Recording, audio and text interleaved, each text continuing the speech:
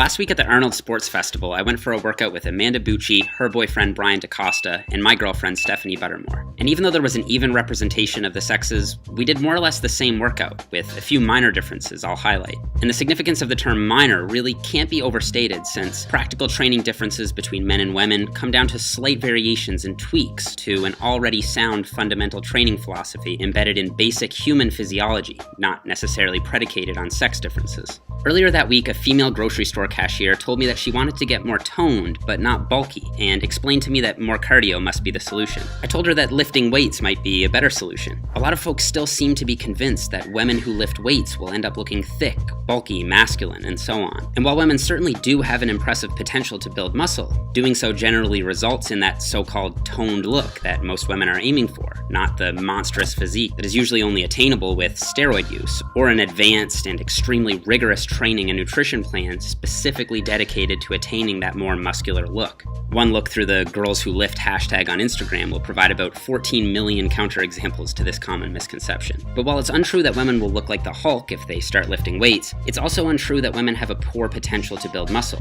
While on average men can have 15 times more testosterone than women, their natural potentials to build muscle are actually quite similar. The answer to how similar will depend on who you ask. I spoke with scientific author Menno Henselmans about this, and he seems convinced that men and women have pretty much the exact same potential to build muscle. It's not that controversial actually, because most research indicates that women and men actually have the exact same relative growth potential.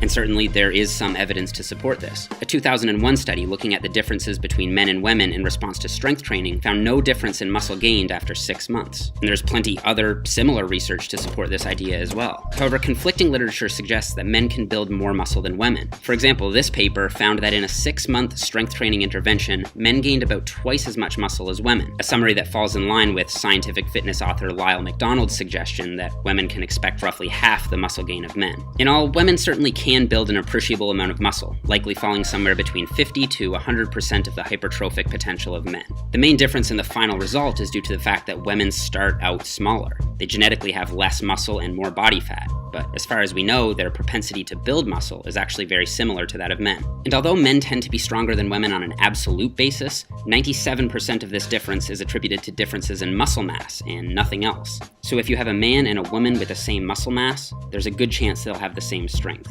And this is a trend that follows through across many training variables. Usually the differences between men and women can be explained by differences in muscle mass and body fat, not sex per se. But for all that, there are still some things to highlight, the first being a difference in hormones. Because women can have about 9 times more estrogen than men, it means they get to reap all the rewards of that hormone, on not only metabolic health and glucose handling, but muscular repair and preventing catabolism. The main training implication here is that women are able to recover from more work, which means they can do more sets and reps per workout and more workouts per week. And since training volume, or the total sets and reps, has been very tightly correlated with increases in size and strength, it makes sense that, assuming all else equal, women should do more than men if they want to maximize the results. The second main difference relevant to training has to do with so-called fatigability. We still need more research to flesh out exactly why women don't fatigue as much as men, but it appears to be fairly complex with differences in the muscles themselves, hormones, the nervous system, and more. To highlight a couple key points, women have better blood flow and muscle perfusion, which means that fatigue-inducing metabolites can be cleared out of the muscle better in women. They also have a greater proportional area of the slow type 1 muscle fibers, which are better suited for endurance tasks. These factors, in concert with others, yields the net result that women are better at doing higher reps than men, and that they can do more reps at a given intensity than men.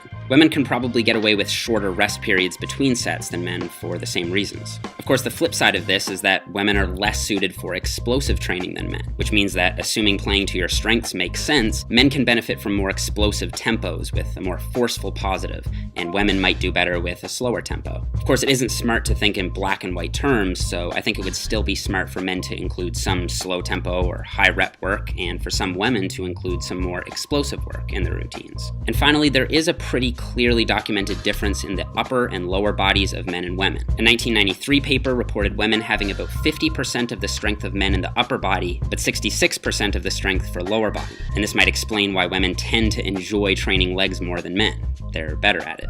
So the main training differences between men and women stem from women having better recoverability and lower fatigability, with some upper to lower body discrepancies. With these nuances in mind, the majority of fundamental musculoskeletal physiology applies to both sexes, and ultimately the primary mechanism driving hypertrophy, namely mechanical tension, doesn't discriminate based on gender. What is going on, everyone? First, I just want to say thank you so much for watching the video.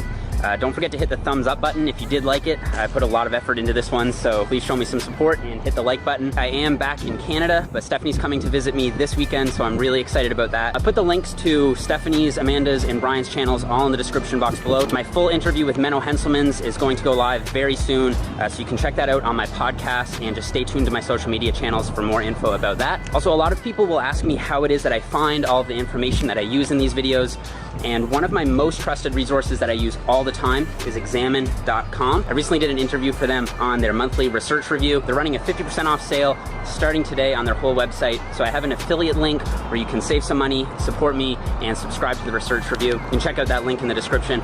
Thank you guys so much for watching. I'll see you in the next video.